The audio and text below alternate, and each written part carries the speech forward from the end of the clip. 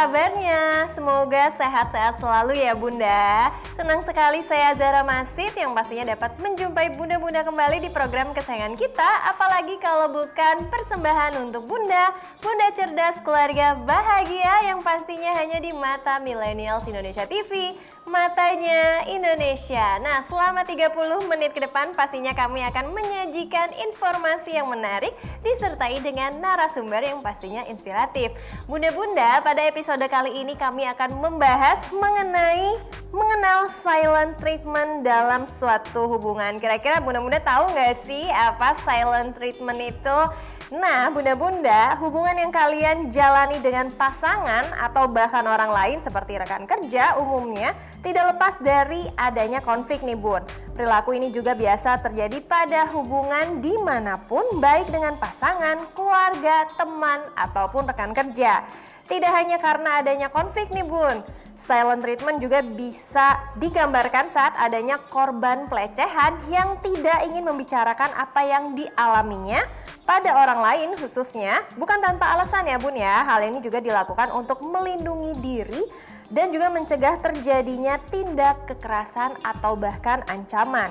Tetapi selain itu, silent treatment juga bisa muncul sebagai bentuk reaksi ketika seseorang sedang merasa frustasi dalam menghadapi suatu masalah. Dan maka dari itu untuk menyelesaikannya diperlukan adanya komunikasi yang jelas di antara keduanya. Kira-kira bunda-bunda udah ngerti belum nih tentang silent treatment? Tapi di sini buat lebih ngerti lagi nih ya buat bunda-bunda di rumah dan buat aku juga khususnya, langsung saja kita tanyakan kepada narasumber kita yang pastinya di sini sudah ada Mbak Linda Masya. Hai Mbak Linda. Apa kabar Zara? Baik pastinya. Nah Mbak Linda tadi kan sebenarnya udah sempat ngebahas sedikit ya terkait dengan silent treatment. Tapi sebenarnya ini kan suatu hal yang sangat tidak umum atau tidak biasa. Bahkan juga jarang didengar nih oleh bunda-bunda di rumah juga khususnya. Tapi sebenarnya kalau dari Mbak Linda sendiri, untuk silent treatment ini apa sih? Ya sebenarnya silent treatment itu adalah salah satu bentuk cara seseorang untuk menghadapi situasi konflik yang tadi Zara udah sebutin gitu. Tapi caranya ini tidak sehat karena orang kan kadang memang butuh waktu untuk menenangkan diri gitu ya. Kadang dalam waktu ketika dia butuh waktu menenangkan diri itu dia butuh untuk diam dulu.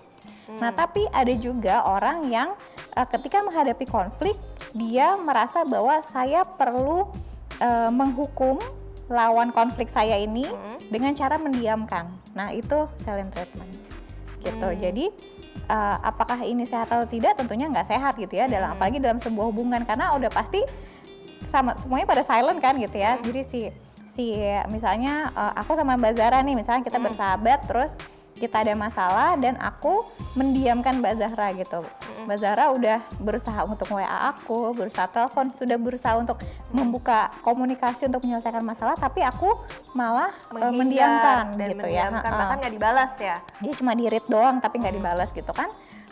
Akhirnya masalahnya jadinya nggak terselesaikan gitu. Terus emosinya juga jadinya tidak terolah dengan baik kan gitu. Lagi kesel gitu.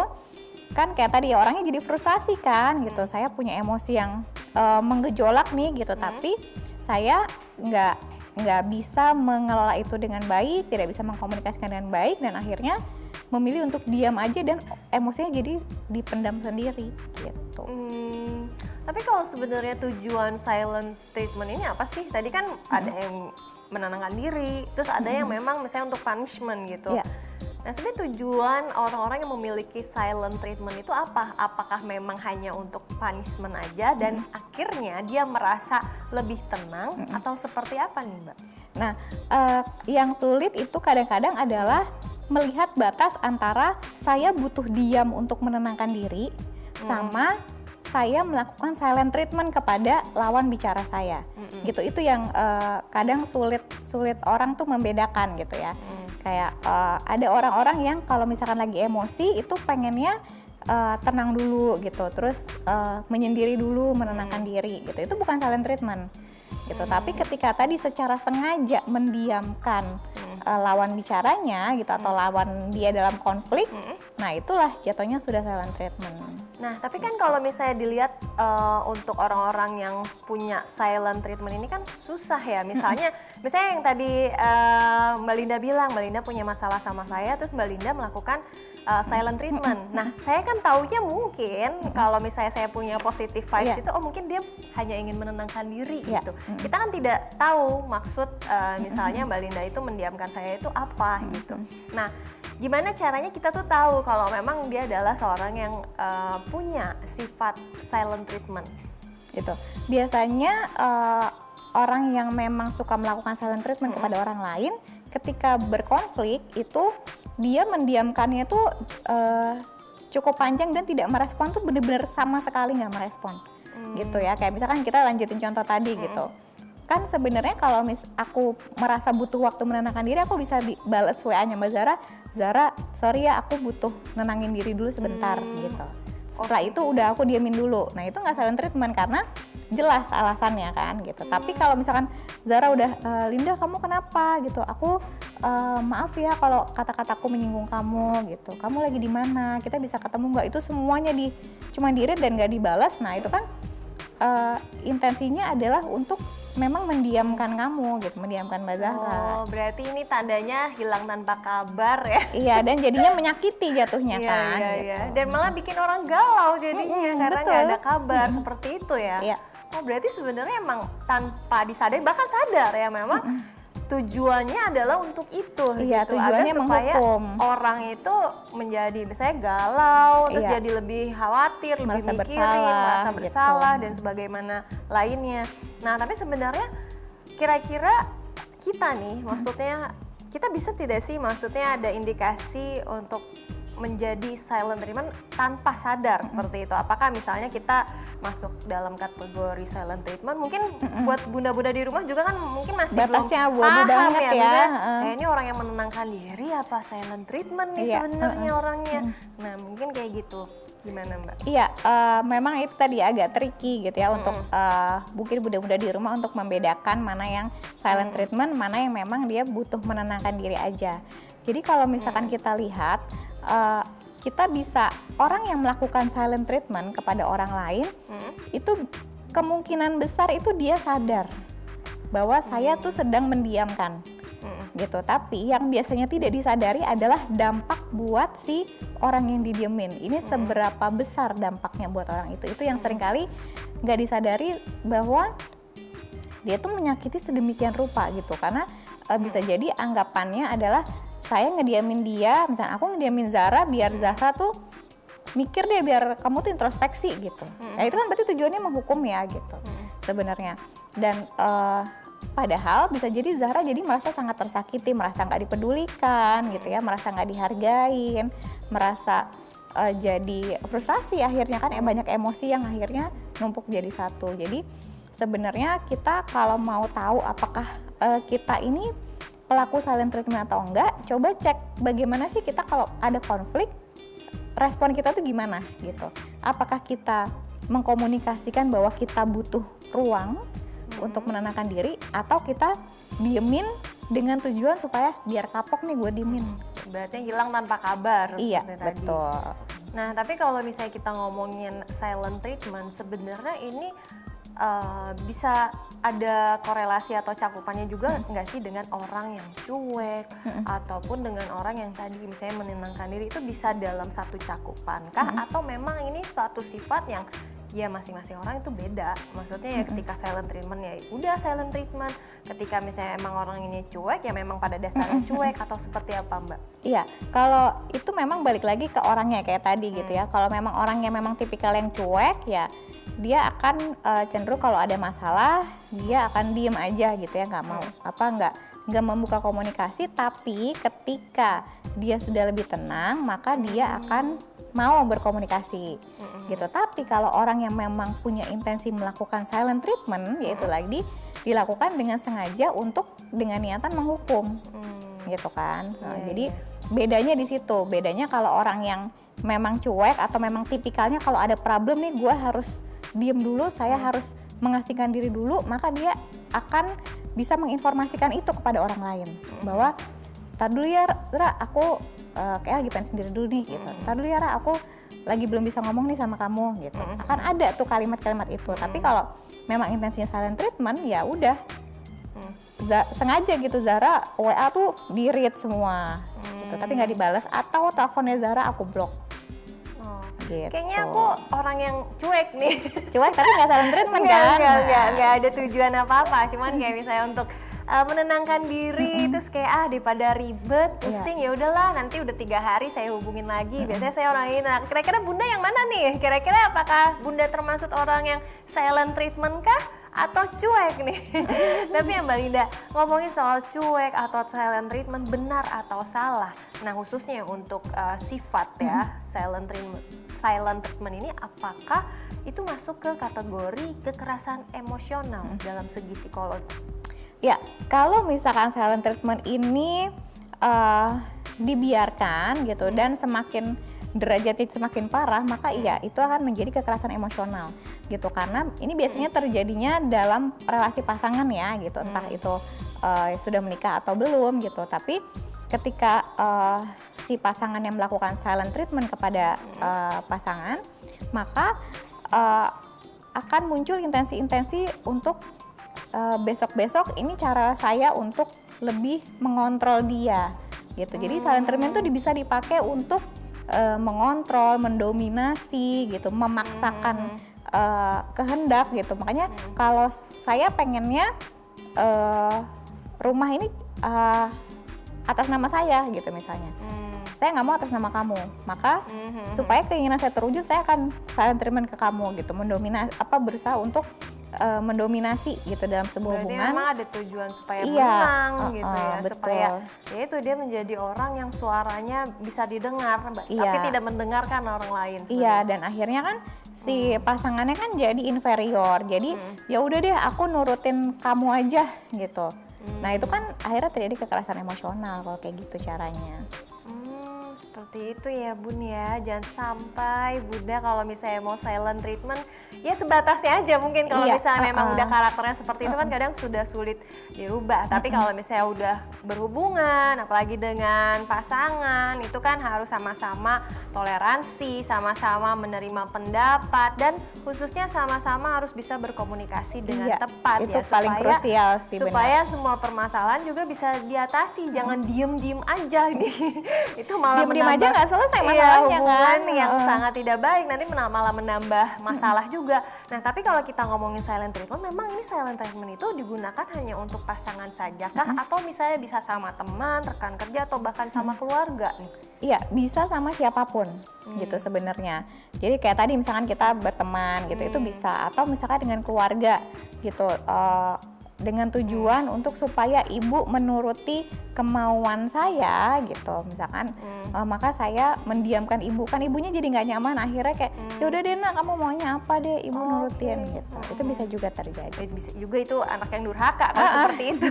Dan sebaliknya bisa juga kayak gitu ya, ibunya ngediemin anaknya supaya anaknya nurutin apa mau ibunya. Biarin aja deh, nanti juga misalnya si A butuh nih sama mama, pasti kan dia butuh sama itu juga termasuk ya. Gitu. Berarti yang kayak, penting ada suatu indikasi ya, ibaratnya indikasi punishment gitu. Iya betul. Nah, terkait dengan silent treatment ini banyak nih pertanyaan di segmen selanjutnya ya. Kita akan iklan sebentar, jadi buat bunda-bunda jangan kemana-mana, tetap di Persembahan untuk Bunda.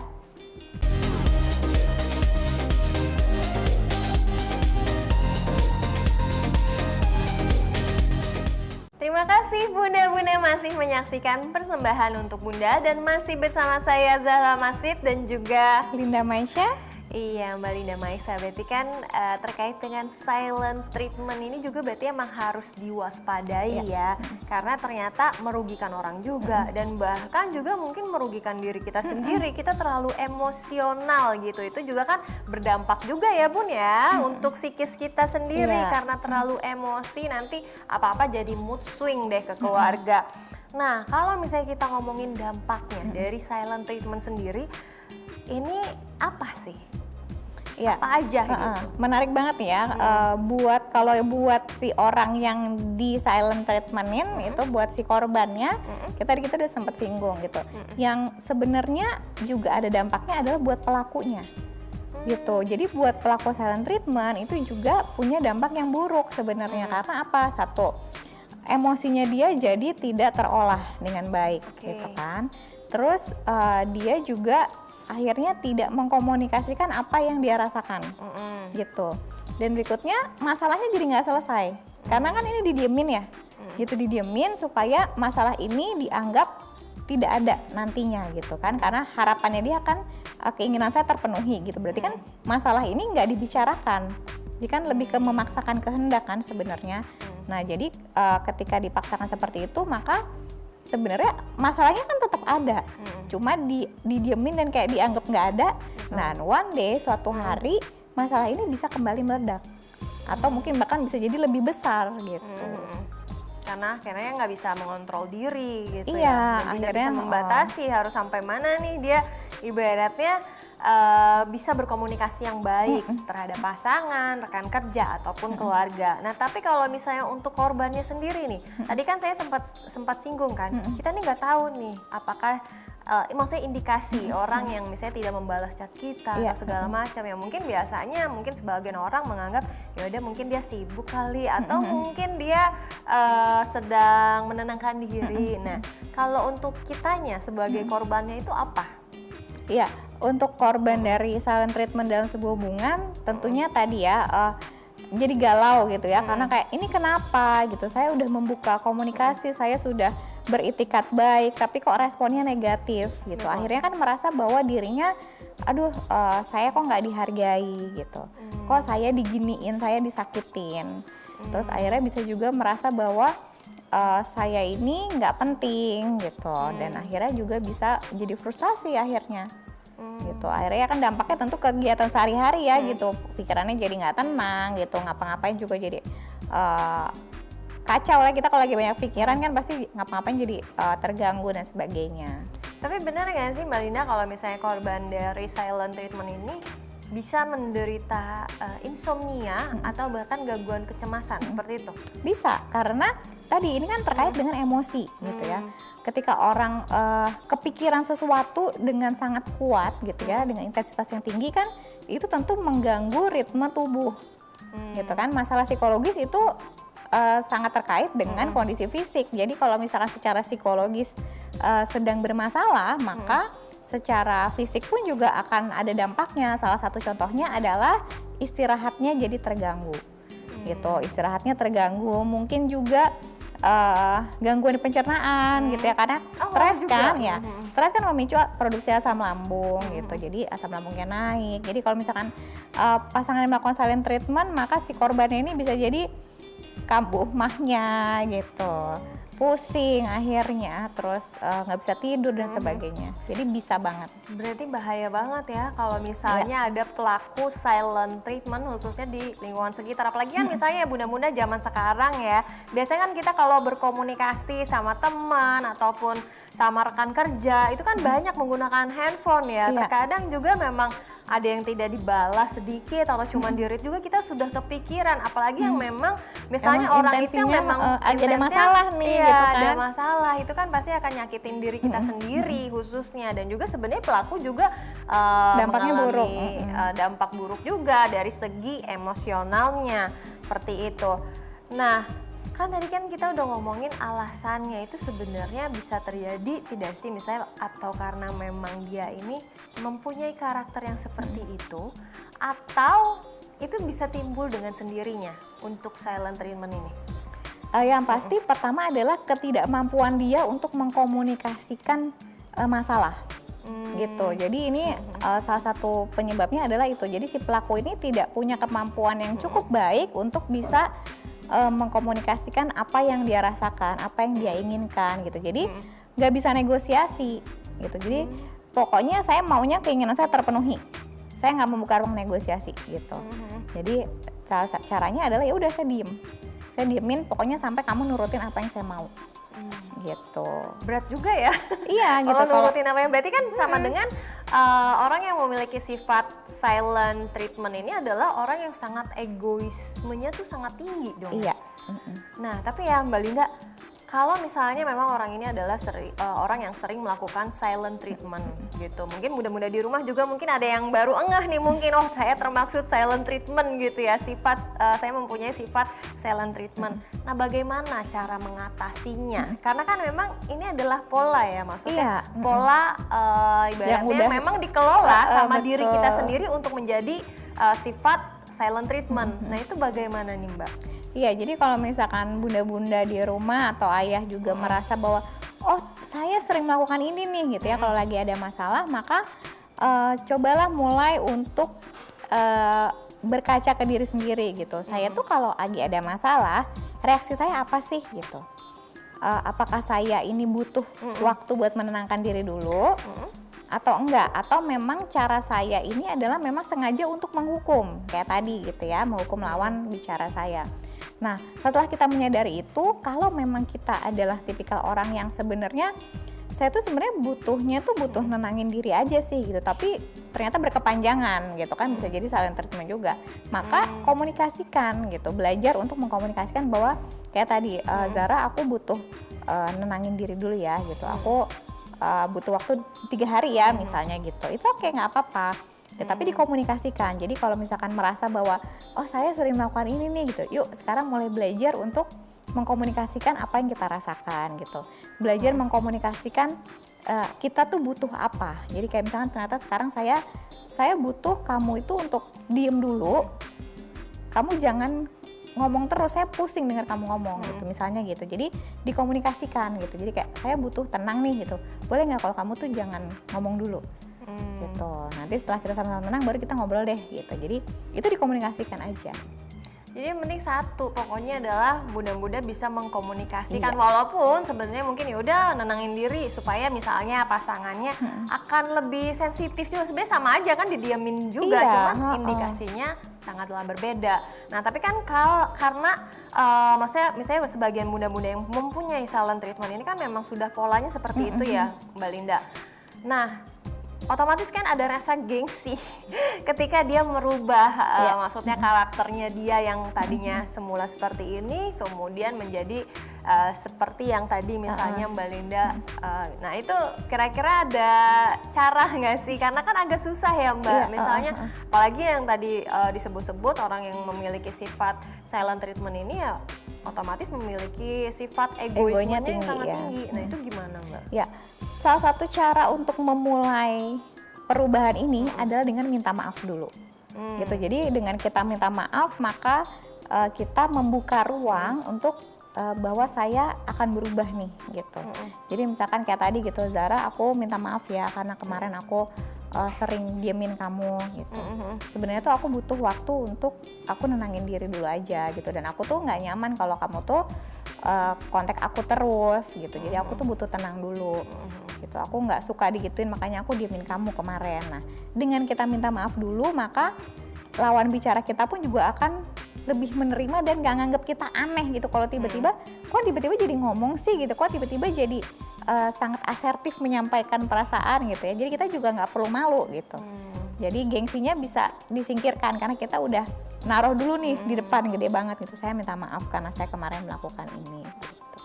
Minta maaf loh, harus minta maaf ya Bun ya kalau misalnya bunda-bunda pernah melakukan hal seperti silent treatment khususnya kepada pasangan ataupun rekan kerja, dan mulailah perbaiki diri karena ternyata dampaknya banyak banget khususnya bagi bunda-bunda dari segi emosionalnya dan juga khususnya kepada korbannya juga, gangguan kecemasan hingga insomnia. Aduh jangan sampai deh, udah sekarang baik-baik aja menjalankan kehidupan ya Bun ya.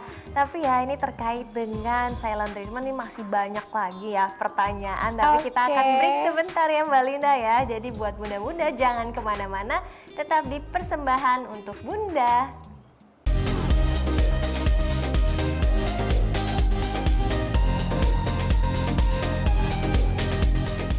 Terima kasih bunda-bunda masih setia di program Persembahan untuk Bunda dan masih bersama saya Zahra Masid dan juga Linda Maisha.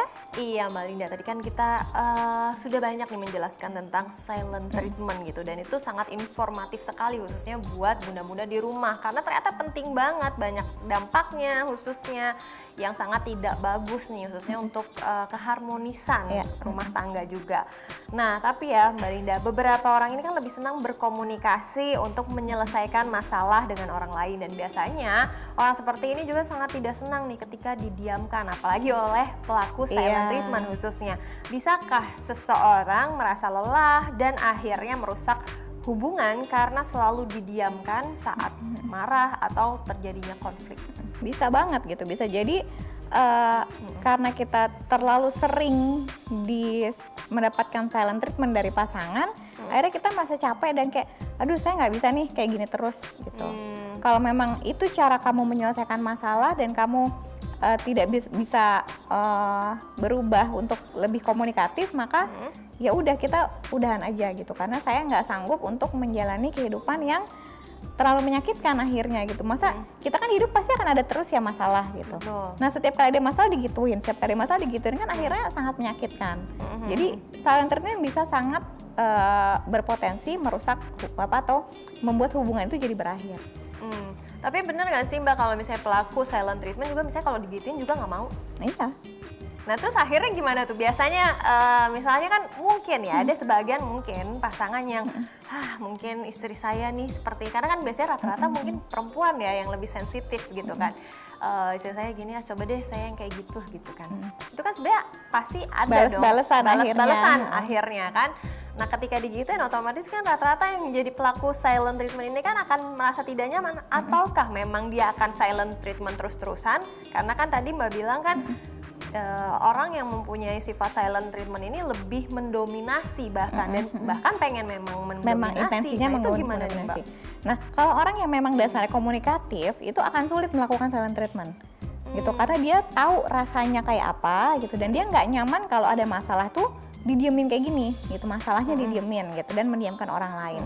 Plus dia juga kan nggak mau menyakiti karena dia tahu rasanya sakitnya kayak apa gitu. Nah jadi kalau misalkan dalam sebuah hubungan terjadi silent treatment gitu, memang sebaiknya si korbannya yang tidak nyaman ini menyampaikan bahwa kamu lagi diemin aku ya, kamu marah ya gitu. Jadi ditanya gitu, ini kamu ngediemin karena marah atau karena emang lagi butuh waktu buat sendiri gitu. Jadi dikonfirmasi lah gitu ya, supaya clear, dan si pelakunya bisa jadi kan juga nggak sadar gitu bahwa oh iya saya ini sebenarnya ngediemin dia karena memang saya marah, apa karena saya butuh waktu sendiri, tapi kok cara saya menyakiti gitu. Dan kadang mungkin ada indikasi juga kali ya, misalnya supaya malah yang aturan kitanya minta maaf, dia malah pengen supaya lawannya yang meminta maaf, misalnya yang memohon-mohon supaya bisa memperbaiki hubungan. Apalagi rata-rata, benar nggak sih misalnya rata-rata yang mempunyai sifat silent treatment itu perempuan dibandingkan laki-laki? Enggak juga sebenarnya. Kalau di dalam kekerasan rumah tangga justru banyak korbannya juga perempuan gitu. Jadi akhirnya ya si istrinya yang harus minta maaf gitu, si istrinya yang harus ya udah deh kamu maunya apa gitu, aku turutin gitu, ya udah yang penting kamu jangan kayak gitu lagi, jangan diem lagi, itu cukup banyak gitu. Nah ini kan kalau misalnya dalam hubungan rumah tangga otomatis kan dua-duanya harus sejalan ya, harus sama-sama. Nah ketika memang yang satunya tadi silent treatment dan tadi banyak juga misalnya dari korbannya ujung-ujungnya yang minta maaf, yang memohon supaya misalnya keluarganya harmonis lagi. Nah hal yang seperti itu normal, biasa aja, atau memang kita misalnya sebagai korban gitu kita harus mendiamkan saja, menunggu sampai misalnya dia emosinya sudah selesai baru akan baik-baik lagi, atau gimana Mbak? Yang pasti itu yang tadi Zara sampaikan itu masuknya sudah kekerasan emosional gitu. Jadi kalau misalkan merasa jadi korban kekerasan emosional yang kita sendiri rasanya udah nggak bisa handle nih gitu, jangan ragu untuk minta pertolongan gitu ya. Bisa datang ke psikolog gitu, atau misalkan ke konselor gitu. Dan juga kita perlu menyampaikan kepada pelakunya nih bahwa apa yang kamu lakukan itu menyakiti saya gitu. Jadi karena itu tadi ya, kadang si pelaku ini tidak sadar bahwa yang dilakukan itu menyakitinya tuh sejauh apa sih sebenarnya gitu. Kadang dia pikirannya adalah pokoknya ya udah, pokoknya saya menghukum dia dengan cara seperti ini supaya dia nurutin mau saya, tapi dia nggak sadar bahwa ada dampak lain yang nggak kalah besarnya terhadap kondisi psikologis si korbannya gitu. Jadi korbannya juga perlu banget untuk bersuara sebenarnya. Nah, ibaratnya berarti sebagai kita nih, baiknya seperti apa sih misalnya sebagai korban dari silent treatment itu? Apakah misalnya kalau tadi nih chat, aduh kita udah ngubungin nggak dibalas, apakah kita tetap harus telepon, harus chat lagi, atau bahkan perlu misalnya disamperin ke rumahnya, misalnya kayak gitu. Nah terus misalnya kalau yang untuk suami istri, apakah ya itu misalnya salah satu korbannya entah suami atau istri ya, dia yang harus misalnya memohon, yang harus menjadi leader ya untuk bisa berkomunikasi yang baik dengan pasangannya, seperti itu atau gimana Mbak? Iya, jadi memang sebaiknya kalau misalkan kita ada dalam hubungan yang toksik ya jatuhnya kayak gitu ya, ada silent treatment di dalamnya, maka kalau pasangan atau partner kita melakukan hal tersebut, kita tentunya perlu mengenali dulu partner saya ini tipikal orang yang seperti apa. Gitu. Apakah memang dia tipikal yang kalau ada masalah tadi butuh waktu buat sendiri dulu atau enggak. Tapi yang pasti kita ini tidak perlu membombardir dengan kayak tadi di chat bertubi-tubi, diteleponin 1000 kali gitu ya. Itu akan membuat si pelakunya juga semakin risih dan semakin panjang akhirnya periode marahnya gitu. Silent treatmentnya akan jadi semakin menyakitkan buat si korban akhirnya. Jadi kalau kita berada dalam situasi hubungan yang seperti itu, kalau kita lihat bahwa ini dia melakukan silent treatment nih, ya sudah, tenangkan diri dulu gitu sebagai korban ya, kita perlu menenangkan diri dulu. Setelah itu kita tanya gitu, kamu lagi butuh waktu sendiri dulu untuk menenangkan diri kah gitu. Kalau memang iya, oke, aku akan kasih kamu ruang buat itu. Kalau nanti kalau sudah kamu sudah ready, kita ngobrol ya gitu.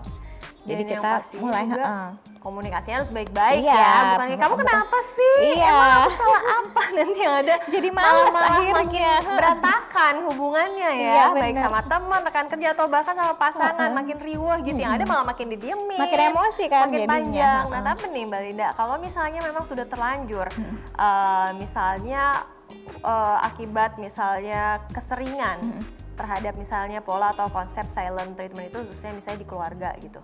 Nah, bagaimana cara memperbaikinya? Dan itu kan berarti sudah rusak ya istilahnya. Iya, jadi sudah toksik ya, udah beracun ya. Udah sangat toksik sekali gitu. Bahkan misalnya kalau di dalam hubungan pasangan, ya akhirnya misalnya kasar-kasarnya efeknya adalah bisa cerai. Iya, bisa.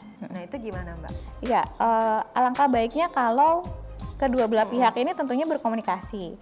Tapi kalau si pelakunya memang sebegitu kerasnya, maka boleh kok kalau korbannya duluan yang menyampaikan gitu, secara asertif menyampaikan bahwa apa yang kamu lakukan ini bagi saya sudah keterlaluan gitu, ini sudah terlalu menyakiti dan sudah berulang kali gitu. Ini baiknya gimana? Apakah kita bisa berdiskusi tentang gimana baiknya kalau kita lagi ada masalah tuh kita nanganinnya gimana ya gitu, supaya kamu nggak merasa tersakiti, aku juga nggak merasa tersakiti gitu.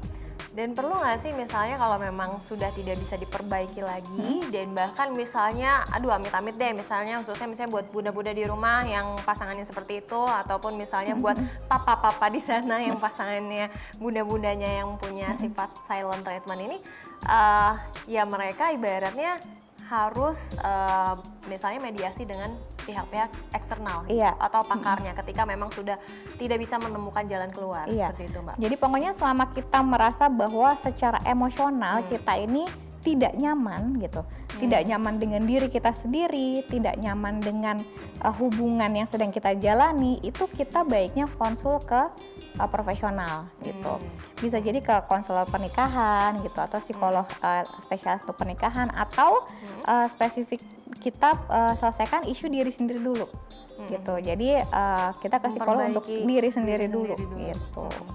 Nah itu dia ya Bun ya, jadi ternyata efek dari silent treatment ini banyak banget, baik untuk pelaku ataupun untuk korban, karena ini pengaruhnya adalah emosional, psikologis, dan bahkan jadi capek juga fisiknya. secara fisik. Dan untuk bunda-bunda di rumah sana, kalau misalnya memang mau memperbaiki suatu hubungan, nah bisa caranya dengan komunikasi yang baik, memperbaiki diri sendiri terlebih dahulu secara emosional, psikologis, atau kalau misalnya memang sudah tidak bisa diperbaiki, ada baiknya untuk berkonsultasi dengan pakar-pakar tertentu untuk memudahkan bunda dan pasangannya menjadi hubungan yang sangat harmonis dan lebih baik lagi. Tapi nggak kerasa nih Mbak Linda, ternyata kita sudah 30 menit akhirnya Sudah habis waktu ya. di penghujung acara. Dan ini sangat penting sekali karena memang silent treatment itu belum happening atau bahkan Iya. belum banyak orang yang tahu terkait dengan sifat silent treatment ini. Dan terima kasih sudah hadir Sama-sama, di dengan senang sini. hati.